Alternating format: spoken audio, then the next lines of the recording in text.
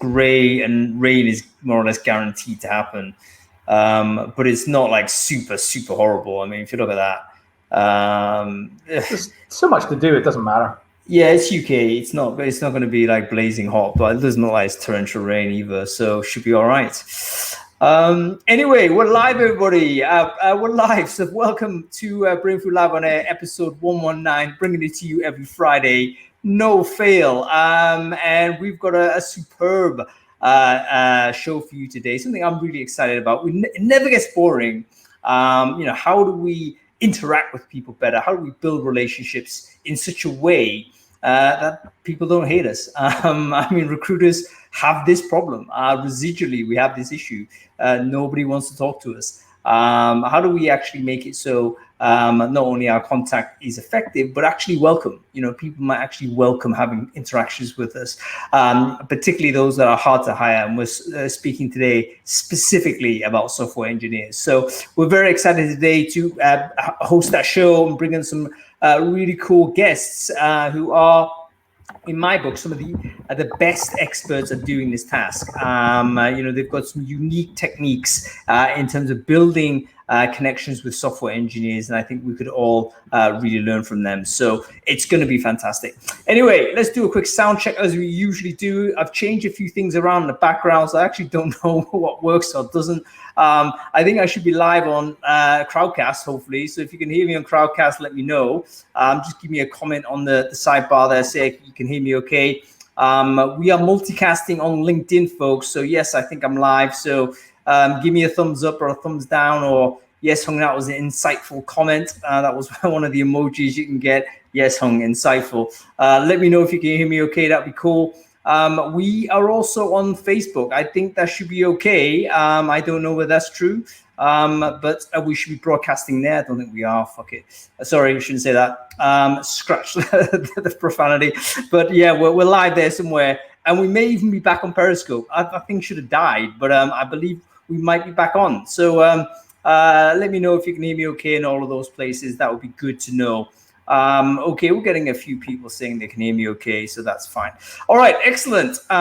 Good stuff. Let's go to say a quick word to our sponsors, actually. Thank you for sponsoring this episode from Triplebyte. Triplebyte are a software platform that helps you hire software engineers. And they've actually been a really interesting business for a little while. One of the era of matching services that I think have really emerged from that huge gamut of businesses that I was part of at one point. But these guys have moved it further forward. They're now called Triplebyte Screen, which is very interesting. And you should try their software because they're going to give it away for free. Apparently, you can try. They've done a little bit of like repositioning in terms of what they do. And one of their offers is, listen, you can actually try this software with no cost. So if you're hiring for software engineers, which I dare say if you're watching this show, you might want to check these guys out if you haven't tried them already. I've just shared it in the chat stream, so make sure you avail yourself to that. Okay, let's get on with it. Adam Gordon, welcome back to the show. Good to see you, man. How are you? Are you okay? I'm very good. Thank you very much for having me. I'm blessed as always. Cool. And it's good that you're getting good feedback on your attire and your skin tone. That's always welcome. I got some feedback from my wife the other day, which was about the beard. She basically went, you know, you're basically becoming Bill Burman. Well, we love Bill, but I don't think it's a good idea for anybody to aspire to be the second one of Bill. So yes, your wife might have a point there, but it suits you quite well. I think the beard works. So you got to keep it in trim and stuff, but I think it works quite well. In fact, most people suit beards. I haven't seen anybody that looks terrible with facial hair. So I think blokes generally look better with hair, I think.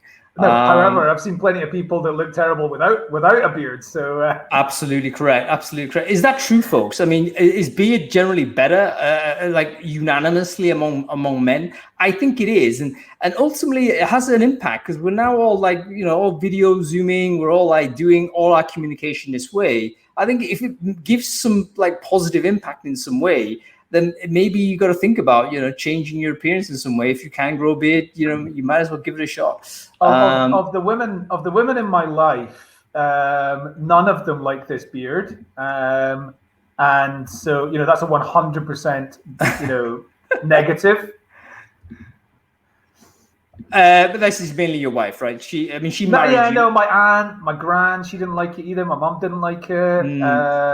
I think that's all right, because that's not the type of person you want to appeal to. You don't really care about, right? I mean, you want to care about people who don't know you at all, don't have a relationship with you, never seen you grow up.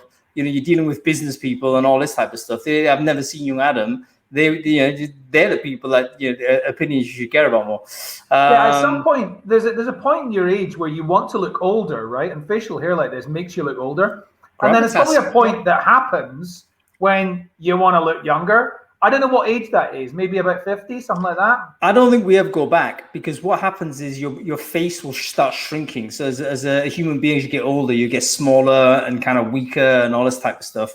So you want to keep on projecting power. And to do that, I think you keep growing a beard. You know what I mean? That's like Yevgeny Lebedev, the guy who owns the Evening Standard. Have you seen his beard? That's a proper power play, that guy. I've not seen it. Share the link in. It's like velvet. Is he going completely too far? But anyway, I don't even know why we're talking about beards. This is probably not the not the topic people signed up for. But anyway, beards. I think they're important, particularly for Zooms. Anyway, moving on very quickly. Brainfood, man, did you read it last week? If you did, tell me what was interesting. Yeah, I did. Lots of things. I mean, the first one, you saw I liked it on Twitter, was your review of, like, if you're recruiting in China, here's the things you need to know about. Some of those things I knew. Some of them I probably knew about 3 of the 10 things or whatever it was. The one that I found the most interesting was about the, I don't know how to pronounce it, Hukao? The Hukou system, yeah. Right, this internal migration system, which doesn't exactly mean that you can't move to other places, but it ties you with almost like a passport to internal services like education and healthcare and stuff like that. So, I mean, in the UK, certainly people are kicking off about having COVID passports in order to enter a nightclub and stuff like that. Could you imagine if the Hukao system was in the UK? It wouldn't really work very well. So I think that was interesting. Brexit Britain would love it, mate. It's all about constraining freedom of movement. It's like saying you can't rock up to another town and get access to their services because the budgets of the town is paid by the budget of the town. It's actually something the US has a problem with this, because the US, obviously 52 states, the freedom of movement throughout the states, you can just rock up and go. What ends up happening is that the sunshine states, California, for instance, I think has 50% of the homeless population in the US. And that's a lot because of the internal migration. People are going to a warmer place. There's better social services out there. There's more money from the citizens out there. So in some respects, a lot of the other states are sending the homeless over there. Here's a one-way ticket, go to San Diego, live there. And suddenly you're in San Diego, you inherit that problem, you got to deal with it. So very, very difficult. Internal migration, external migration, movement of people generally, that's going to be such a big topic, from here on forward. You look at climate change and where you're at. Goodness me, this is one of the big challenges that we've got to deal with as a species, right? So I think how many places that we currently live in are going to be uninhabitable in 100 years or so, even less sometimes. That's a big concern. So yeah, there we go. Anyway, okay. Another one which probably unless you're like a job board or sort of recruitment marketing geek, you probably wouldn't know about this, but Google for Jobs has announced that it's back in action. It's like a sleeping giant that kind of opens up the cave and breathes out some fire occasionally. Well, it's just breathes out some fire, and that fire is potentially going to be very, very big news for a lot of job boards, especially aggregators. I mean, Indeed's response to this is going to be very interesting. But effectively, they're changing the way that traffic is going to be delivered to jobs on the internet, on Google or Chrome. And it's basically an attempt to get rid of spam, get rid of duplicate jobs, get rid of old jobs, out-of-date things. You can't really cut and paste. It's going to stop you doing that. And then direct apply is a major feature of this. So if your job ad takes you to some other page that gets you to do something, and then to another one, and it makes you jump through hoops in order to actually apply, no traffic for you, as Chad Sowash said on the Chad and Cheese podcast the other day. So well worth taking. If you're in recruitment marketing, you need to know what this means. And I absolutely, Stephen's summary on the College Recruiter blog is really great. Layman's terms. Anybody in recruitment is going to read that and go, right, okay, I know what that means. Yeah, I would say, I mean, you're absolutely right about where Google for Jobs is. Like, it comes out now and again, it kind of freaks everyone out and then disappears, no one cares about it. But they do have such power to direct traffic to your job. So I think this is relevant for anybody with a career site. Anybody who, if you're getting traffic in your career site, you kind of need to be aware as to what Google are doing. And they're basically trying to, the main thing with Google for Jobs is they're trying to reduce duplication, and they're trying to make it easy for the applicant to apply directly where they find the job, which may be Google. So you've got to basically arrange your schema, your data schema in such a way that is compliant with Google for Jobs. Anyway, you should check it out. There's loads of links about it, but the two links I've just shared there, Steve Rothberg wrote a very accessible post on it. And as you say, Chad and Cheese had a very good podcast on it as well. We probably should do a Google for Jobs show on it. I don't know whether that's interesting. It's not mega interesting for me, to be honest, from a stimulation point of view, but we probably need to do it for the sake of the community, really. I mean, broadening it out so that it's about like how does the internet distribute traffic for your job ads, that type of thing might, broadening out a little bit from Google for Jobs might be pretty widespread appeal, I would think. Yeah, I think so. If we pitch it as, look, here's recruitment marketing, what you need to do with your career site, then Google for Jobs might actually make an appearance there. Again, yeah, we should do one of those going forward. Okay, one more before we move on to topic, man. Only one, okay. So that one is, like the balance of power. The balance of power in recruitment is really interesting. It shifts from one place to the other place, from employer to candidate, or from candidate to employer, largely depending on just general economic cycles. But of course, we've got a really unusual circumstance right now where people are not going from one job to another, and skills in like what I call in-demand talent are in more demand than they ever have been because of the speed at which technology and engineering and healthcare is all developing. And that gives us the scenario where you can get software engineers who write blogs, which are things like 20 questions that a software engineer needs to ask when they're thinking about moving to another team. Now, I wasn't quite sure whether this was about moving to another company or whether it was about moving from one team into another team within the same company. But I mean, we've all seen these job application processes where you've got to do duplicates and there's 50 questions before you get to actually attach your CV and stuff like that. Well, software engineers, some at least, want to make it the other way around. And here's the 20 questions that you need the employer to fill in, or the team manager to fill in and satisfy you with. They need to roll out the red carpet. Here's everything you should get.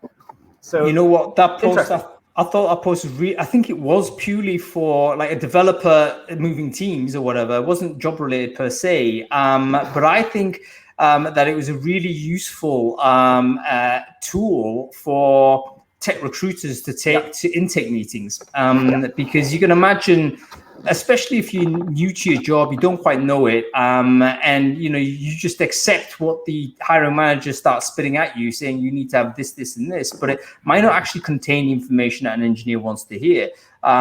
So overall, he's asking for things that are going to be relevant to the job itself. What is the deployment sort of process? What is the environment in terms of the operating environment going to be like in terms of technology? Like, who do you interface with? All of that is going to be super relevant. So anyway, that's good stuff. Let's go on to this topic a little bit, Adam. We'll dive into it. Again, I'm going to say you don't know too much about software engineers in particular. However, you do know something about building social capital. So how would you, so this idea that, we're doing a lot of clever things with, writing clever emails, and we're doing funny GIFs on emails and stuff like that. It's just trying to spark something. But all of that is gimmickry. Isn't there a better way to kind of just to build some credibility with this audience so that they're happy to speak to you? What are your thoughts on that? How do you build credibility with kind of an audience that might be skeptical as to your motive and, not very, basically defensive towards your approach? Well, I mean, the two biggest problems for me in recruitment are, number one, the way that we reach out to people cold and basically offer them the opportunity to interview for a job without really knowing anything much about them. We're still doing far too much cold contact, and just like ephemeral relationships where every 2 months I'll message somebody, hey, what about this job? What about this job? What about this job? What we're not really doing, which mainstream marketing does much, much better, is a warm-up process. So, when you think about in-demand talent like software engineers, most of them are not in the market. They don't care about your job adverts. They don't care about your employer brand, right? This is all what I call point-of-sale material, which is designed for the people that are either in the market looking for a job, or you've managed to bring them through a pipeline to the point where they are actually considering it. And 90% of our recruitment marketing focus is for 1% of the actual audience we're trying to talk to. So building social capital needs to include the understanding that most people are cold. They don't care. But what they do care about is skills, insights, things that will help them be better at their jobs and be better in their lives. And if you can be useful and relevant, then you've got an opportunity to take that relationship a bit further. If you don't start in a place where I'm going to be useful and relevant and lead with value, you've got very, very little chance, and you've got a life of cold calling ahead of you. All right, that's actually a key insight, Adam. I'm stunned that you've added value to this conversation. I'm joking. I want you to get insulted every week. That's your job. Stockholm syndrome. That's your job. No, but it's actually really important because job seeking is episodic, meaning that you're only really interested. You're only doing it you're not doing it all the time. You're only doing it when you need to, really.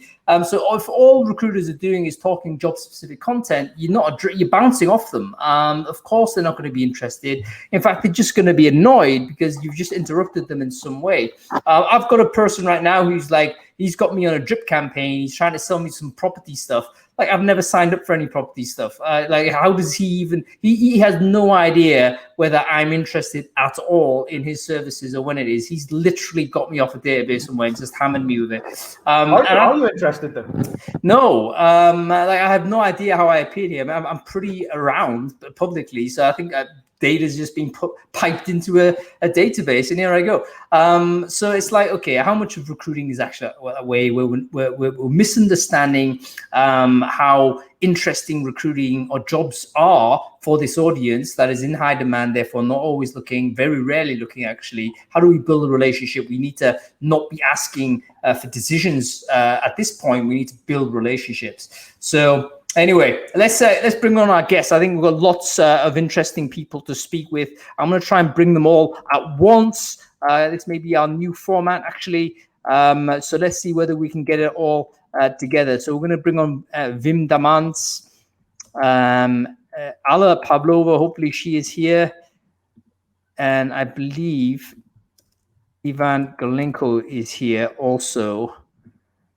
So let's just try this and see whether we can get these folks on board. There's Wim. Hello. Can you guys hear me? Yeah, perfect, Wim. Nice to see you, sir. So, Wim, as we've got you here first, can you quickly introduce yourself, who you are and what it is you do? I'm Wim. I'm a recruiter from Belgium and the Netherlands right now. I'm just another recruiter. That says so on my LinkedIn, so it must be true. I've been recruiting in IT and tech for like the last 10 years. And you can find me just about anywhere on most of the recruitment platforms. Fantastic. And most of the audience, I'm sure, would know Wim. He's been a really great contributor to the tech sourcing community in particular. So great to see you there. And there's Iwan as well. Great to see you, Iwan. Quickly, can you introduce yourself, who you are, and what it is you do? I worked for several years as a software developer and then started my small recruitment firm. And now I basically build tools for recruitment and also make it accessible to other recruiters focused on tech recruitment, but that's what I do at the moment. So I engage with software engineers from every angle, basically. So I have been one, and now like basically I'm taking care of recruitment in that sector a lot. Fantastic. Go ahead. If a tool works for like technology recruitment, it's going to have a field day anywhere else.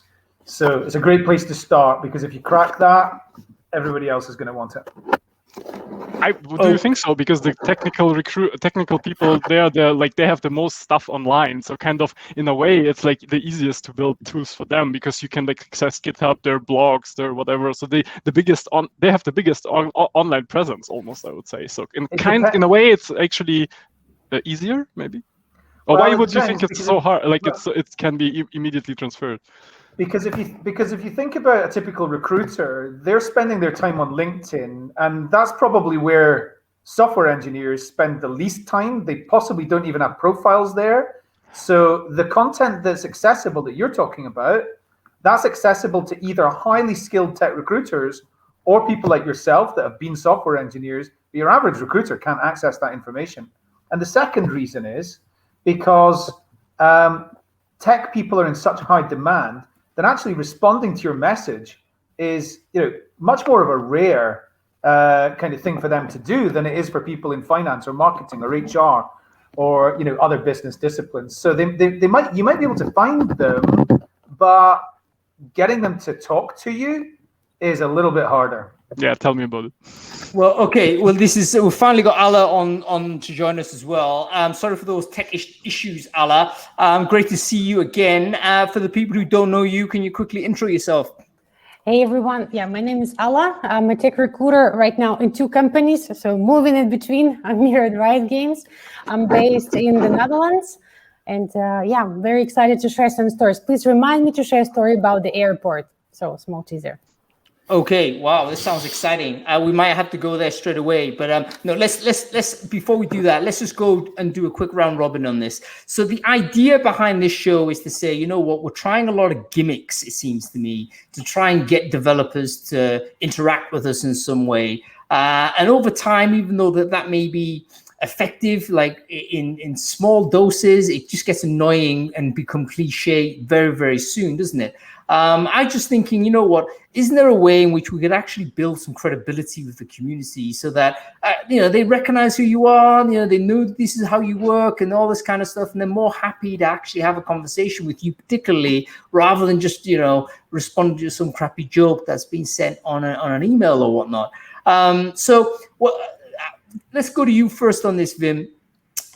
Your approach to this, your mental state when you're talking or building a relationship with the engineering community, how do you go about doing this? What's your advice be to, let's say, a young recruiter just getting into tech recruiting for the first time? I tend to go from my expertise, and I am an IT recruiter. My expertise is the recruitment. It's not, well, it is also the IT part, but if at any point I am better in the IT part than the people that I'm hiring, I should just work the IT job and not be a recruiter. So my expertise there is being a recruiter. And once you go into those communities and you help people from your expertise being recruitment, and you can go like, hey, have you thought about this? Or maybe I can review your CV. Or in my experience as a recruiter, this and this and this has happened before. Then you're adding value to whatever community you get into in whatever field you work. And from there, people are going to recognize you as, oh, yeah, he's that recruiter, but he's okay because he helped out other people on this platform with their questions. So, okay, so that's a really interesting insight, because I think a lot of the reasons why recruiters make this mistake is that they feel like they need to know everything about the tech and have this deep technical knowledge. And without that, you can't have a conversation. But what you're saying is, hey, of course you need to respect the discipline of technology, but your expertise is not that. So don't pretend that that's the case. Where your expertise is something that developers definitely don't know anything about, which is how recruiting works. Because it's often a very opaque system. You look at a lot of the criticisms that engineers have of recruiting, and oftentimes it's through very bad experience and it's justified annoyance. But their attribution as to the reason why they've had that experience is often incorrect. They would attribute to a thing, and us recruiters looking at that, and actually the reason why you've had a bad experience is through this reason, because of this component of the process hasn't worked out, and they don't know that. So educating them on recruiting could be the first thing we think about. Okay, great stuff. I can give you a little bit of context that adds a bit more to this. So from my customers and their sort of A/B testing of candidate outreach, what they find across the board is that when they're trying to talk to people who are cold and are not necessarily looking for a job today, they get far less response when the outreach is going from a recruiter than they do when the response is going from somebody that's a software engineer in the team or is the CTO or something like that.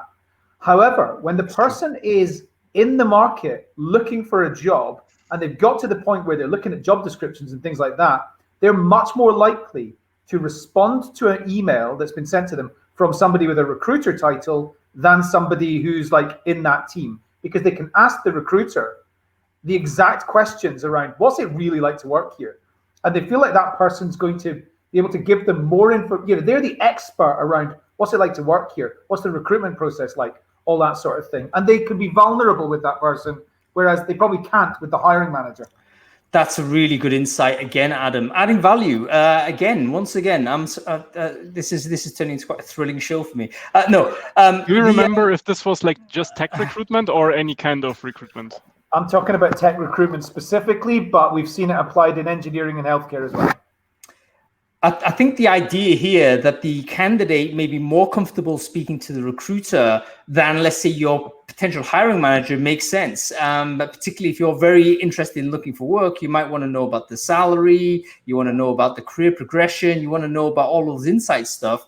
And when you get to the hiring manager, that's when you ideally want to be equipped already with that information, rather than have to have, oh, by the way, how much is this paying? That you don't want to give that impression. I totally get it. Okay, let's go to you on this, Alla. In terms of, your approach, your mindset when it comes down to building relationships with the hard to hire, how do you do that? In fact, this is very pertinent to you because you've just moved to a new kind of space to a degree, right? You've moved from like normal engineering, so to speak, now to game development and stuff like this, quite a new space. So this is actually a very current challenge for you. How are you going about doing this? Both, before and now? All good questions. About the approach. I would say I never look at the recruitment as a sales. I look at the recruitment as a customer support or customer service. So I can't imagine myself like poking the stranger in the street and say, hey, want a job? So I would probably come to the stranger and say, hey, my name is Alla, I'm doing this kind of things. For some reason, any of this could be interesting for you? Or so starting with why you approaching this person, it's basics, but I think if every recruiter is going to do that, it's going to make our reputation much better. We should, in a way, also accept our mistakes. So we do sometimes mistakes with names, with technologies, with anything. But I think when you apologize honestly about it, and when you're not pretending, so that's going to build a good relationship. Sometimes you can laugh after a nice mistake you made with something. So that would be the approach that I would follow myself. And before ask anything, try to give something. I would suggest that, okay, look at this person's career. So is this person is going to benefit from this job? Is it going to be next step forward? Is it going to be just about a team? So I will try to guess what could make this life of this person more exciting if he or she is going to join this company. And about changing environments, yes, it's true. So Singapore, Hong Kong, different areas for me in terms of the sourcing. But I am a gamer myself, and I just ask other gamers, hey, where are you guys posting your codes? Where are you looking for news in IT? So where you can be expected to be contacted, and where I should not go. Like, for example, I was really personally offended when I received a message on Spotify. Let's say, I don't want to receive messages in there. So be relevant, to be in the right place, the right time, and always why. You know what, Alla, whenever you say anything, you always come on the show, and I'm always like wanting to make notes every time you speak, because you've just said like 3 or 4 things I think are really, really important. Firstly, I'd like to just touch on this idea that if you make a mistake, that's actually a great opportunity for engagement. I've discovered this myself as a persistent mistake maker. I've had to get used to the idea. Oh shit, you've made that mistake. I've just done now. Profanity, apologies. But you can go ahead and actually recover the relationship by putting together some sort of apology or just an explanation as to how that happened. Sometimes that's sufficient. That could be relationship building. And a couple more things that you mentioned, but we don't want to dwell on it too much right now. We'll come back to it, like what the channel selection is. I think that's super important. Oftentimes, recruiters are very good at finding developers or finding anybody, really. That's our job. A great deal, we identify where they are. And oftentimes, the advice is, speak to them where you find them. And I think there's a caveat with that advice. That's not always the case. Like, for instance, if I find somebody on Spotify, let's say, is it the appropriate place to message them right there and then? Debatable. So we'll go into that a bit later. But quickly to you, Iwan, how do you go about building relationships with software engineers? I'd love to get your view. So first, totally agree with basically what you just said. I mean, Alla and all of you, because basically, especially this being relevant from the very beginning. Yeah. So if you see something on the LinkedIn profile of a person, then if you very specifically, for example, compliment them that, hey, this stands out, that makes a recruiter believe you're like a good software engineer. For example, somebody mentions solid principles. I had that today, by the way, for example. And immediately you can say, hey, like, I like that you really have it at the top, because that tells me you're a good software engineer. So at the same time, you educate them like what is important on the resume, on the talk in the interview, all these things. So I agree that like here, the potential impact you can make as a recruiter without having technical knowledge is the biggest, because like probably programmers are the #1 candidates that have no clue how recruiting works and all these small details and edge cases and exceptions and common things that is very normal in recruiting and business. Programmers have no clue, 0 clue. So like our job is to educate them on all these things. Yeah. At the same time, I believe that a little bit of technical knowledge really makes you stand out. I've met really absolutely non-technical people that just learned tech terms, and they engaged in a meetup, in a conference with a group of programmers. I didn't notice for like 1 hour that this person is actually not a developer. So it can be very impressive. But yes, the education about like recruiting, making a better, getting a better salary offer, those things that really are impactful to the person, they will stay in the person's mind for many years. And this is how you get the recommendations of them. Did you get that, folks? That was really, really insightful observation. Like, commentate on their marketability, right? So you've encountered them somewhere. You've encountered them on LinkedIn, on GitHub or whatever, website, something. But then you kind of explain how you found this person, explain why you're approaching them. And you can say, hey, this is the reason why. It's because this makes you stand out from the other people I wanted to speak to. You're the first person I wanted to speak to because you've said this, or you've committed that, or you've done this. And I think that's got to be welcome information for the developer, because as you know, as he or she doesn't know, the recruiter is almost the sounding board from the market point of view. They want to know everyone wants to know whether they're marketable and valuable. So if you're able to observe that and give commentary on it, that's a winning ticket. Very, very good. Okay. Can I ask, go ahead. Can I ask a question about something that's been occurring to me over the last Well, actually, based on what Ivan was just saying there, a lot of like software engineers are very or tech people are very left-brained type people, and a lot of recruiters, of course, are very right-brained type people. So sometimes that mixes like oil and water, as in it doesn't mix. I wonder whether do we as recruiters need to really adapt our style in terms of like the way we present ourselves, the way we write things. Do we need to be more to the point, or do we need to adapt our persona in some way?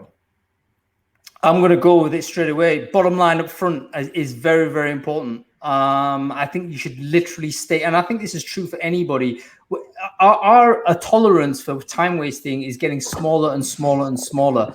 All of us are, right? All of us are. It doesn't matter where we're at. We're getting bombarded by stuff. The last thing I want is an ambiguous message or an ambiguous ask from somebody that I've got to plow through a load of copy before I figure out what the person wants. So please tell me right up front what this is about, and then I can make an assessment whether it's right or wrong to deal with. I mean, that's my own approach, right? That's my own attitude to inbound, but I'm not sure whether that is reflective to the market, but I just felt I needed to share that because, when you're mega busy or you're mega getting a lot of inbound, you can't process every single bit of copy with the due respect that maybe it deserves, Anybody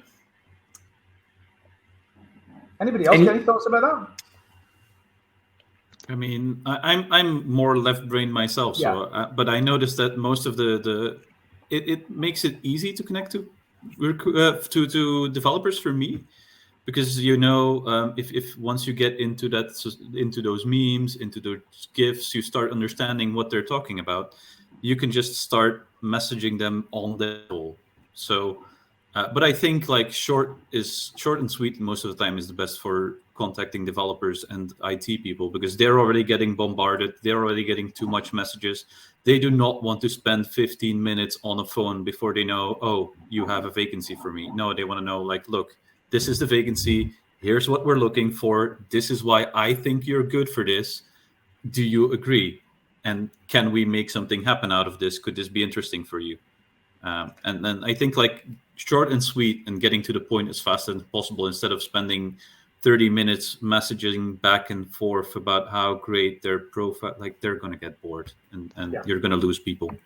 Yeah. On the other hand, it's really what makes tech recruitment hard is that the variance is so high. I had people, answering me, why are you sending me just such a short message? I want to have the whole information blocked. So you never know, what the person really wants. Yeah. So you have the variety, in my opinion, is in the developer field. It's like the highest. You have very to be honest, terrible people. I had situation, send me the job description. I'm like, okay, I have it in my head. I don't have it written down. Literally, the client said, okay, you search for this. Okay. And then no, you give it to me written. I'm like, okay, but I would like to have a phone call, because then I can explain the thing that no, you send it written. Okay. Then I sit down, I really write the job post, send it to them. And then 1 day later, have you read it, blah, blah. I was like, you are bombarding me with messages, blocked. I mean, what can you say to? I mean, this is normal life in tech recruitment. Yeah. And then other people on the other extreme end, you have the nicest people. They are really, I have to protect them from the client, because they will make them a bad offer or something. I really have to babysit them through the whole process, and the nicest people in the world, and really only want good things for you and the client and everyone. Yeah. It's such a I think with other roles like sales, it's more you have everyone is sort of a good communicator and knows how business works, and this makes it more mainstream. Whereas with developers, the variance is just huge, which kind of people you meet. That's very but it very much reminds me of if you're in a sales job and you're reaching out to try and sell something to HR directors or marketing directors or people like that, probably technology directors. I mean, you can get a massive variance in responses back from them as well. And that's because they feel like they've got power, because they're the ones in demand.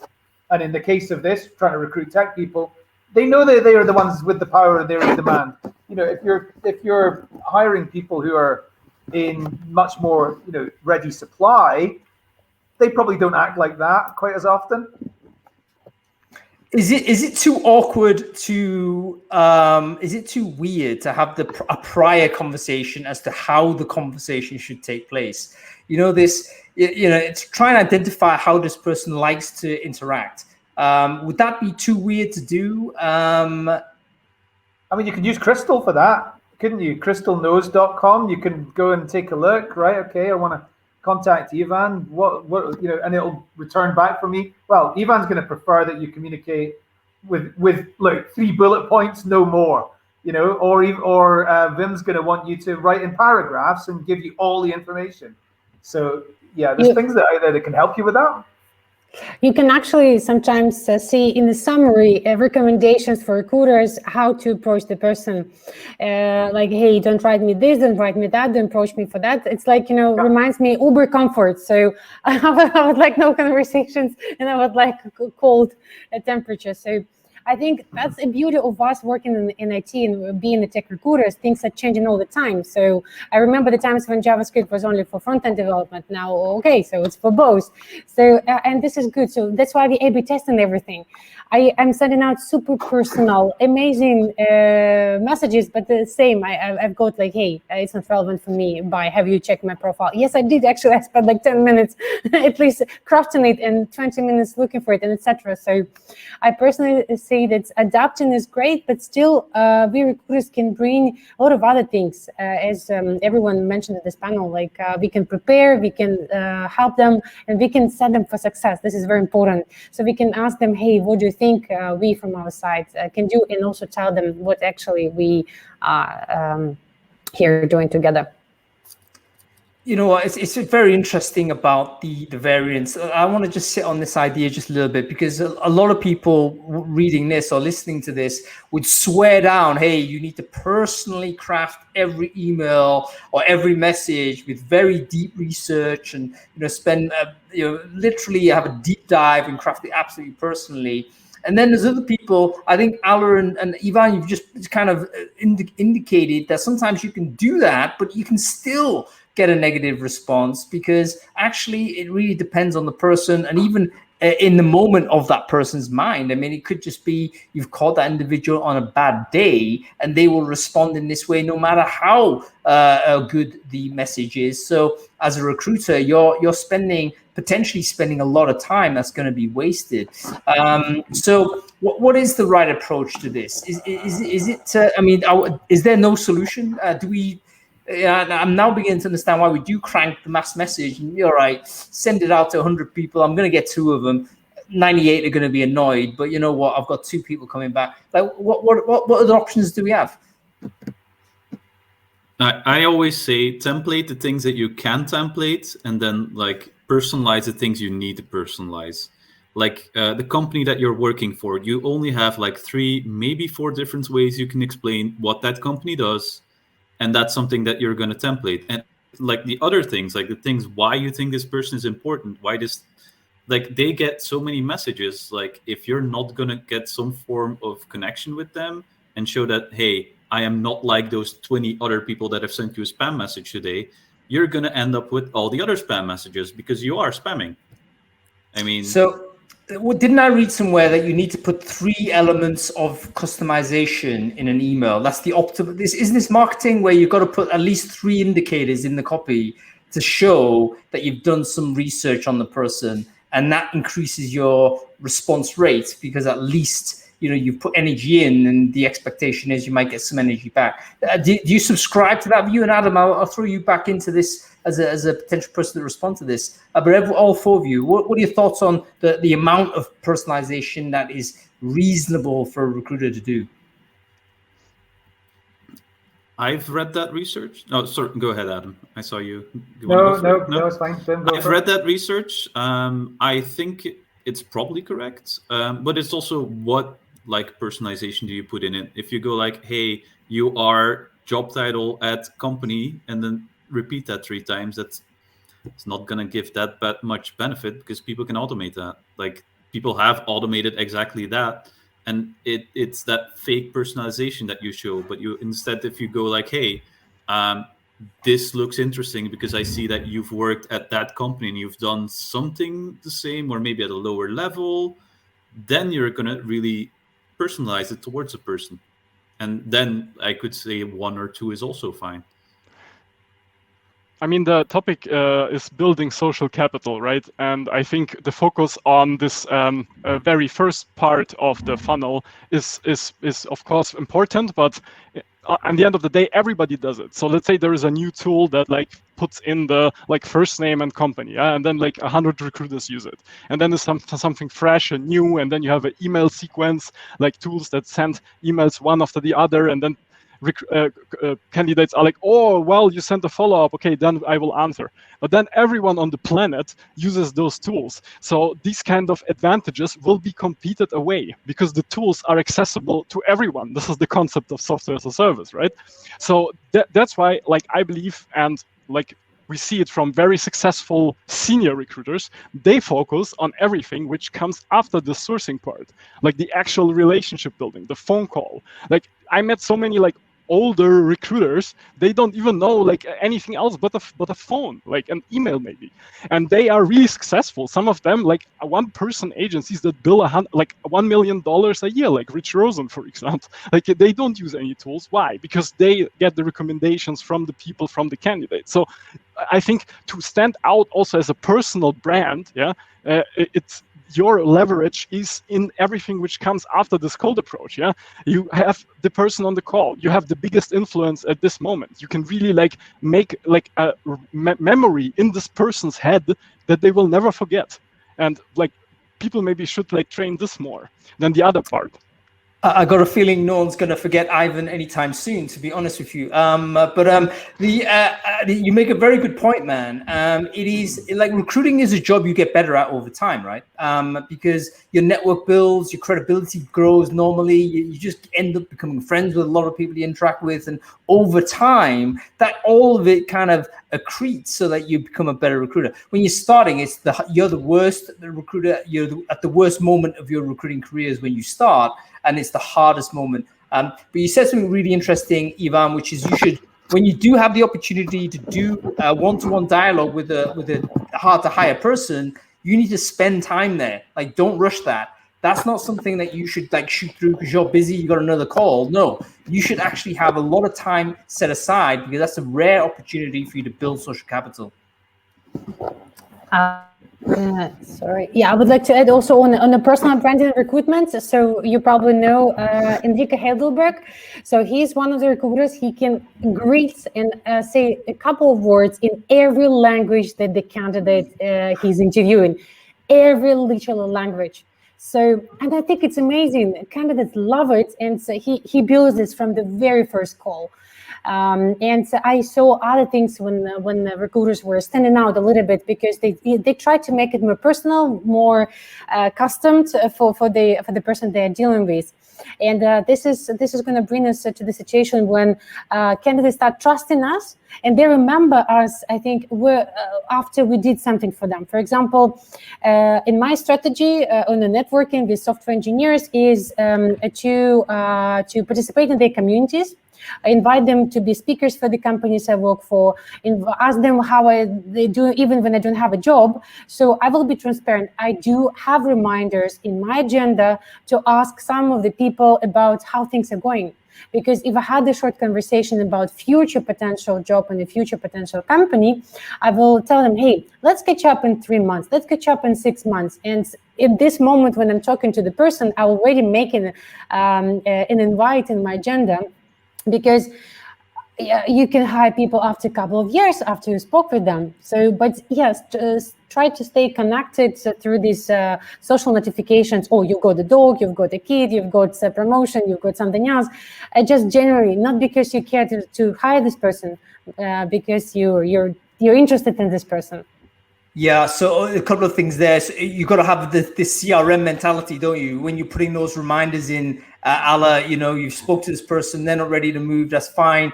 You got to swallow your disappointment a little bit. You don't throw the person into the trash can. No, put a reminder in to have a conversation or an email with this person 3 months down the line.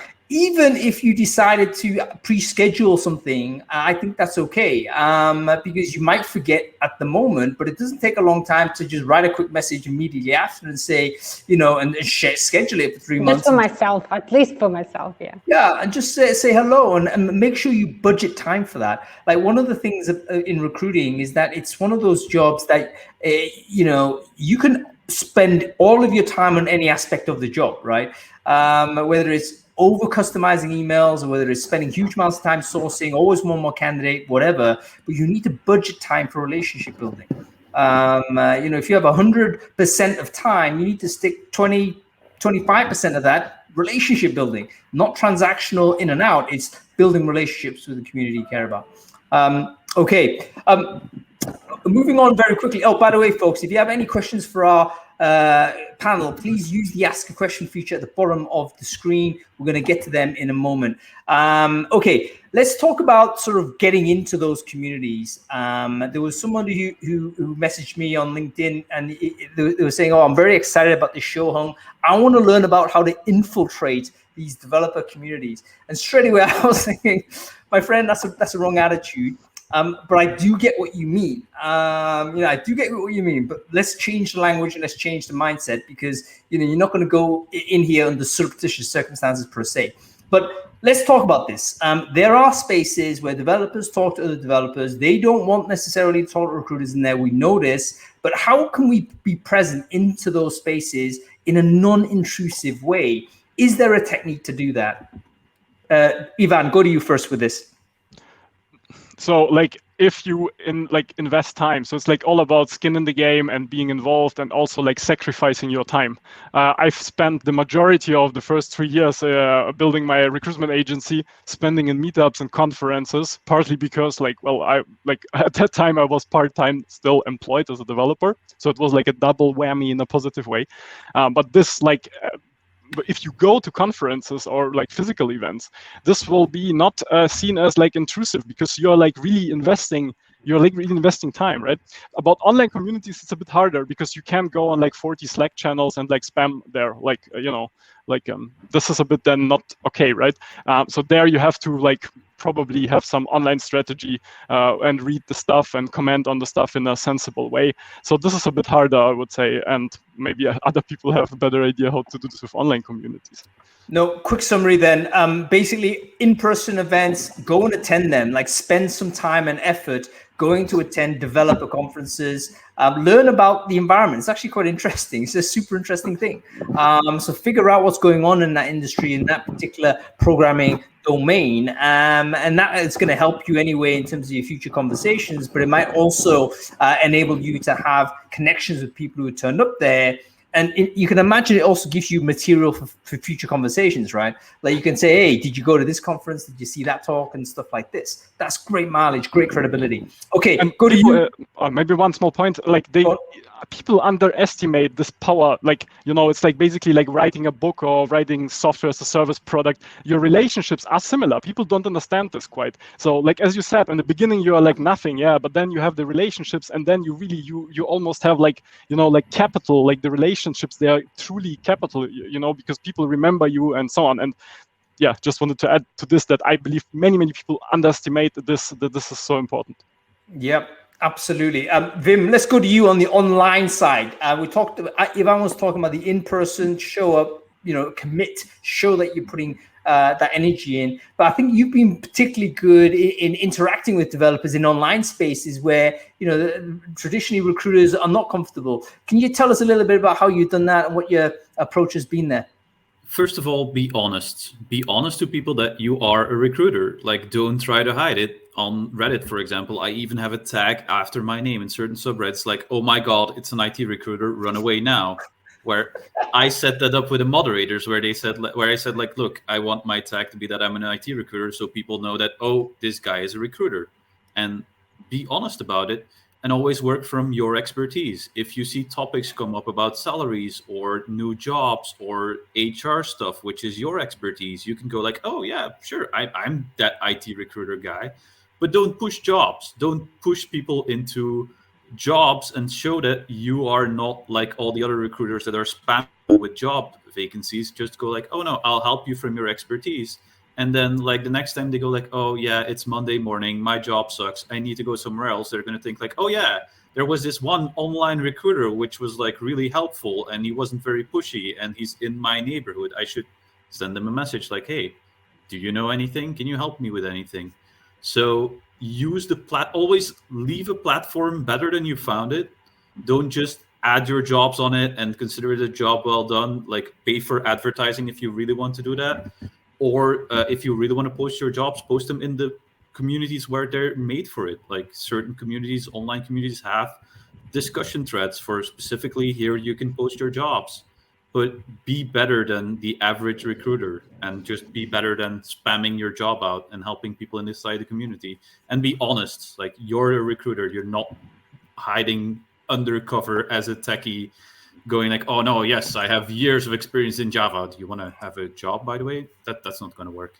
Yeah, I love it, Vim. So own it, don't be ashamed of what we do. We actually do a very important job. And if we peel it all the acrimony away, the reality is we do, move a lot of people to different opportunities and they could be really important sort of life-changing things for these folks. So absolutely own it. Don't be ashamed. The infiltration idea, that is the wrong mentality because you're coming in under subterfuge. Just go in there, speak to the mods if you have to and say, look, this is what I want to do. This is what I want to contribute.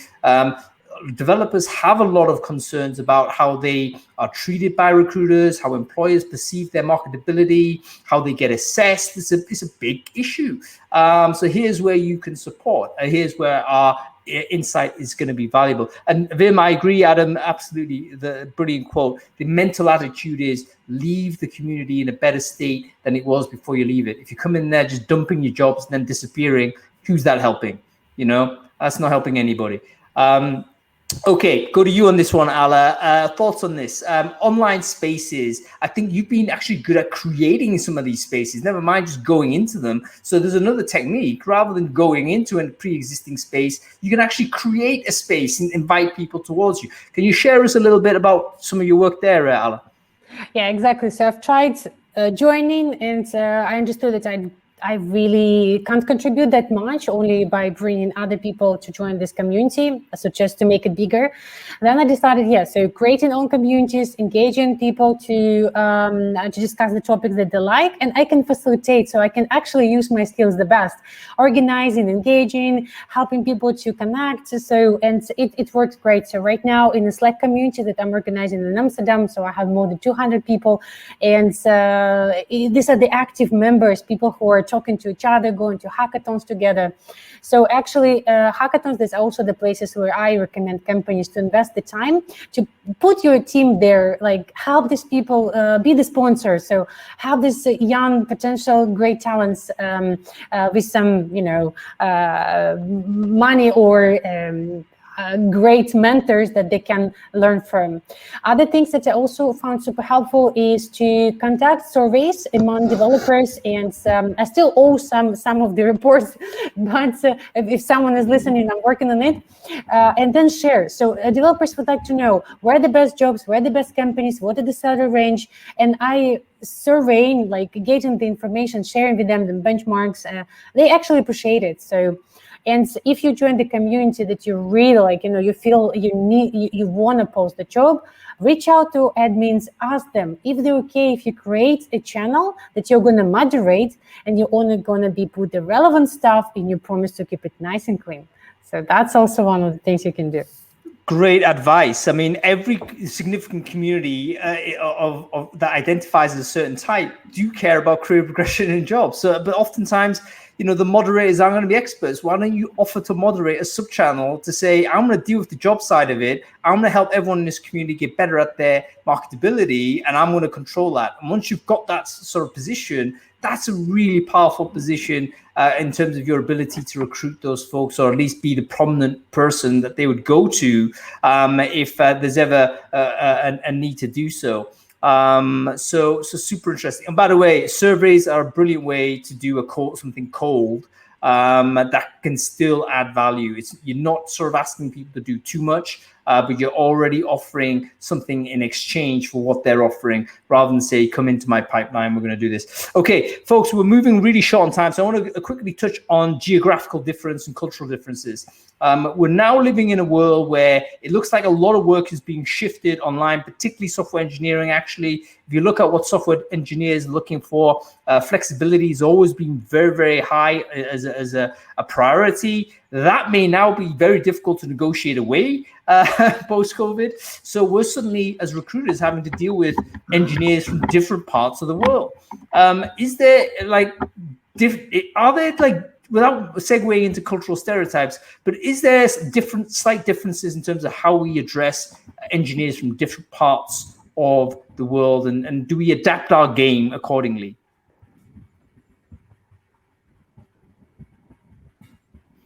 Anybody?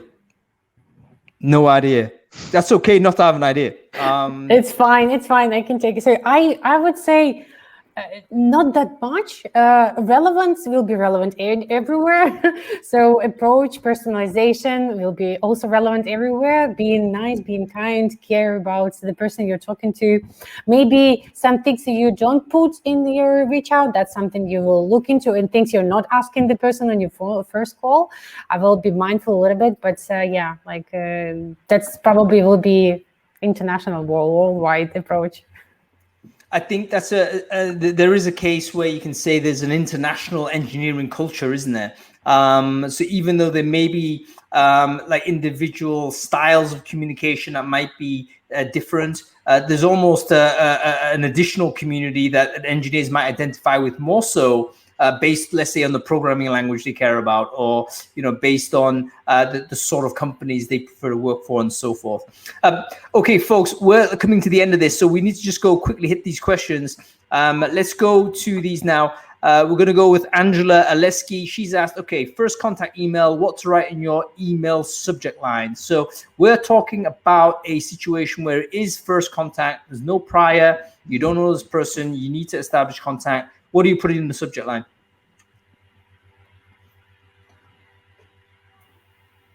You put in something specific, so you get to the point in the subject line. You use the subject line really as the first sentence that you want to convey to the person. Would be something that I would recommend. And then if it's not the first contact, if it's like part of an ongoing kind of demand generation program, which is something I didn't talk about today, but something that, if you're not familiar with the concept of demand generation, then look it up, because it's really important. It's a really important concept when it comes to nurturing and hiring tech people. But then the second thing I was going to add about that was if they don't come back to you within like 48 hours, send them the same email with a different subject heading and see if that works instead. If it doesn't, maybe stop spamming and try different channels.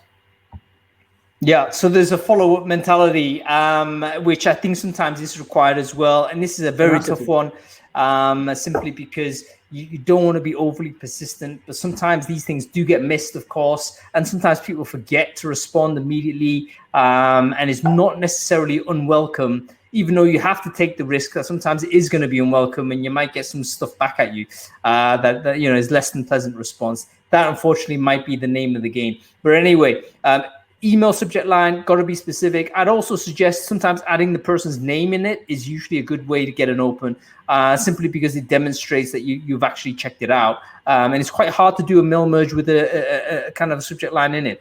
So it almost proves a little bit that, this person has is not a bulk messenger.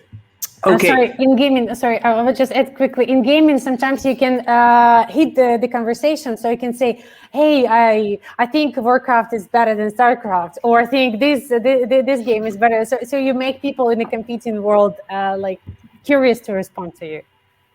Yeah, I think so. So this is where domain knowledge comes into play, doesn't it? I think domain knowledge is really useful to use, but you've got to be genuinely confident in what you're saying, because the domain can get really deep really quick, and you can indicate your lack of belonging by misusing some of these concepts. You've got to deeply know it. But there is the advantage of someone who's genuinely into it. That will help those folks. Okay, Stefania said, okay, can we have a similar session? And yes, we can certainly do a sales recruiting one, no problem. Let's go to this person called Innovex LLC. Man, I hate that. I mean, next time you sign up, please sign up with your real name. There's an example of what you should not do when you're trying to build social capital, Correct. right? You don't use a company account. Anyway, you see it on WhatsApp when you're in WhatsApp groups and somebody's like contributing to the discussion and their name is like DC. I just reply, DC, what's your fucking name? Who are you? Exactly. You've got to You've got to establish that. Anyway, let's answer the question. What is your most favorite way or place to build connections with your potential candidates or developers? I think we've kind of answered that, haven't we? It's like, although maybe we want to give it a shot. How would you answer the question as it is? I mean, where's your favorite place to build connections with software engineers? Is it Twitter? Is it GitHub? Is it wherever? What are your thoughts? It's not one place. You got to try different things and see what works. Alla said it earlier, A/B test everything, and really try and understand who's not in the market, who's in the market, give them different messages in different channels, segmenting the people you're trying to get communications to is really important. If you know somebody's not in the market, it won't be for 6 months, don't send them jobs, etc. Quite a lot of different things about that. And ask your current developers where they're spending their time. Like, that's one of the things that I always try to do when I get into a new company is ask your own employees, like, hey, where do you guys spend your free time? Like, where can I find you guys? Not to stalk you, but I want to stalk people like you, And then from there, you can easily go and find new channels that you never know about. I have a really cool thing about this, like a way to build a connection with a potential candidate. If you're on a platform like Reddit or Discord or anywhere where people use nicknames, where you have no idea who they are, send your LinkedIn profile. Start the conversation with a candidate and go like, hey, I'm a recruiter. I could be a dog on the internet and you cannot know this. So this is my LinkedIn profile. You can check out my credentials there. 2 reasons. First of all, you're showing trust in your candidate because you're going like, hey, this is an anonymous platform and I'm giving up my anonymity to tell you like, hey, this is who I am. And people are going to click that link. And when they click that link, they have to be logged into LinkedIn to see your profile. And from there, you can easily see like, oh, so-and-so, who's a Java developer from that place, has looked in your profile for the last 5 minutes. Well, there's a very big chance that so-and-so is the person on that platform. That's really, really smart, Vim. Don't we know that? That's not only very smart in terms of identifying the developer that you're interacting with who may be pseudo-anonymous in a different space, but you're conceding your privacy first. You're giving first. You're saying, listen, and LinkedIn is one of those wonderful things which, it's very obvious what the URL is. Like people recognize that's definitely a URL of a LinkedIn profile. It's safe to click. So the person is going to click it. They can't see it unless they're also logged in. And basically that action means both parties can see each other. And that's a classic way of deepening any relationship. If you're building relationships with people, show a bit of vulnerability, which is what that is, Vim, then suddenly that will be reciprocated with the candidate doing the other thing. Okay, final one to you, Ivan. Best place, our techniques to make connections with engineers. What are your thoughts? I just want to say that I want to hear the airport story. To build, I would say phones on the phone. Like it's like a million like locations where you can have the first get to know each other. But the really like super important part, which I missed in my first like years and years of my tech recruitment career, that I was like, no, every developer wants to write email because I was like that. And then I noticed actually half of the developers, they also want to solve the situation quick, so they want to have a phone call. Half do not. Okay, right. But you can like educate them that actually on the phone you can do get better results. And if you like learn to talk on the phone with me, you will also be able to negotiate a better salary, which will also be on the phone. So this is like my contribution to this question. The airport story must be there. The airport story will definitely be happening, but I want to introduce one more thing, because now that you've talked about the phone, we also have to talk about video. What is the developer attitude to things like Zoom? I know, for instance, our friend Mark Lundgren is very much a guy who records a video message and sends video messages through. I like that because he can demonstrate, he's put some effort in, he puts the person's name on it. So you can say Iwan with a piece of paper or something. Very obvious that is a custom message. You can't really fake that. So I think that really helps to do the open. But what are your thoughts on how developers respond to a synchronous message? Like, let's get on a Zoom. Is that something that a developer wants to do, or how do we want that?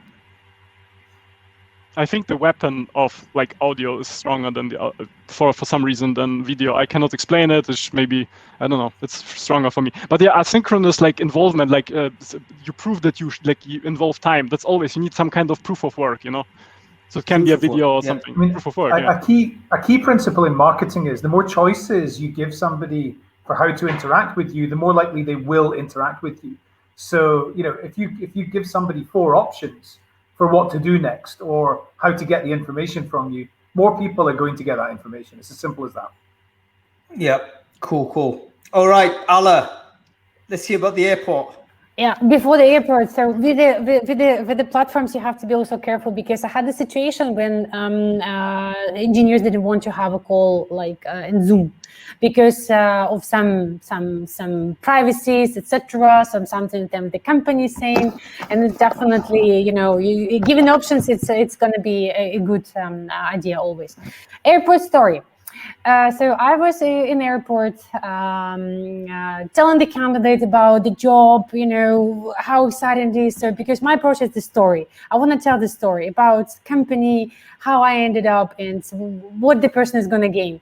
So the person actually was so excited. So he got late for another meeting. So I actually almost I was late for my flight, but people around me in the gate, and I was like walking between gates. So two people came to me after that and said, "Hey, what are the job you sent? I really would like to know." So basically the guy on the phone was very excited. So he also signed up for it. We actually hired him. And 2 people in the airport like, "Okay, so tell me, what is the job?" "So you're definitely tech recruiter. Tell me." So that was a very good actually place and to be and to hire engineers. That's a genius technique. Like, have a private conversation in a public place so that other developers can hear you pitch the company, and then they can come in and volunteer themselves as further candidates. That sounds like a You can genius. just pretend you're on a phone call actually, and then like talk about Next the level. That's it. So you need to hang out at the airports where especially where flights are always delayed, and where there's ready connections to tech hotspots. Why? I tell you what, pre-pandemic, that is totally something you could do. You could go to a WeWork or something and just have an animated conversation with your mate. Pretend to hire this person. Just make sure everyone's in earshot. You happen to be sitting next to someone you know is this person, and then have them volunteer forward when the time comes. Has anyone done that? That's a genius technique. All right, listen, that is it, folks. We are out of time, so thank you. Everybody for joining us. I hope you've enjoyed the show. Thank you to our amazing panel. I think we definitely want to get you all back. This is a really interesting topic, community building. How do you build credibility? How do you talk to people? All of these things I think we could explore further. So it'd be wonderful to get you all back here. So let's say goodbye to our friends here. Wim, good to see you, sir. Hope you're well. We'll get you back. Thank you very much. Thanks for having me. It was awesome. And Alla, you have a good day. Great to see you. We'll speak to you soon, okay? Thank you. Bye.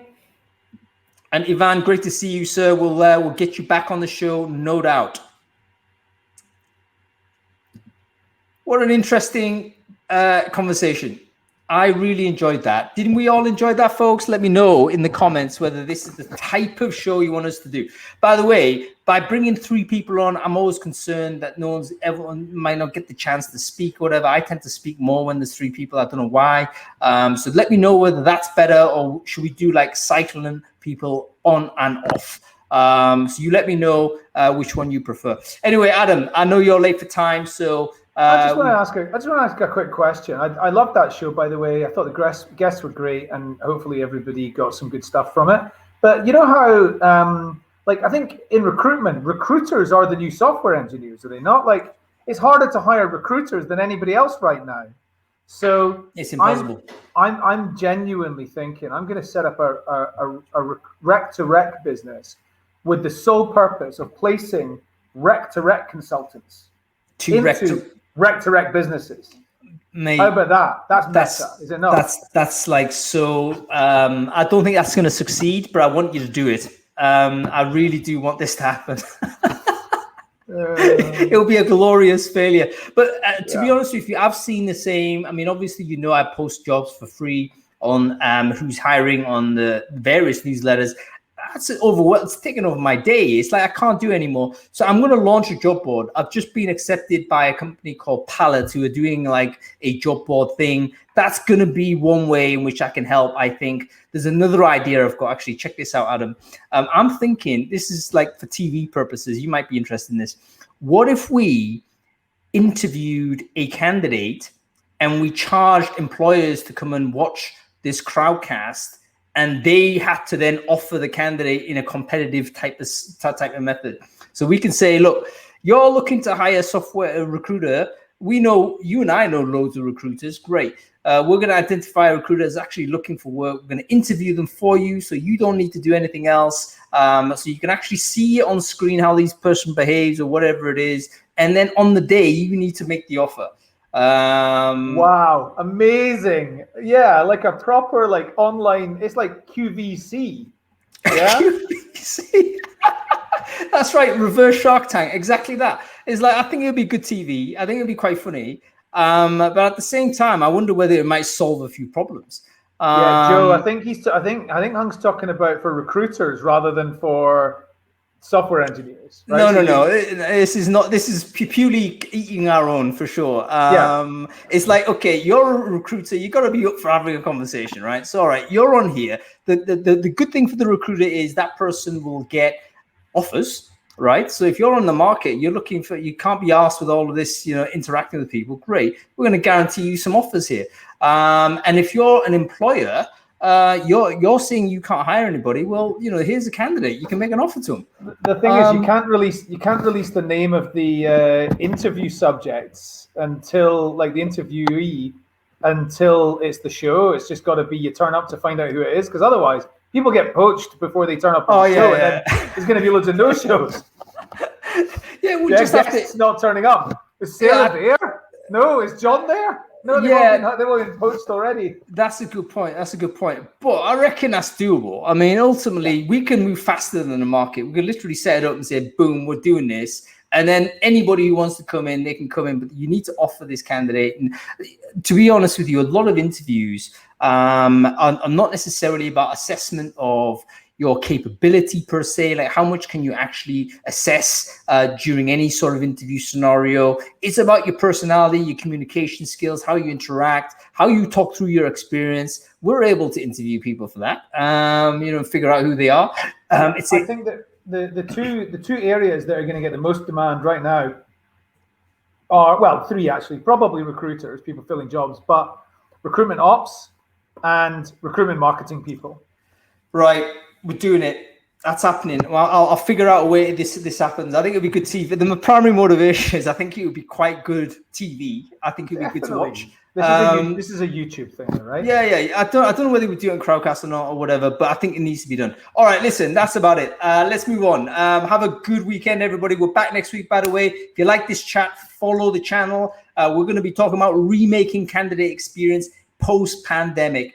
How do we need to change how we're operating now that we've got these elevated candidate expectations and dropout rates increasing, engagement rates are going down? How do we redesign candidate experience, the candidate journey in this new world? Okay, we'll be back next week, folks. So we'll see you then. All right, Adam. Bye. See you later, man.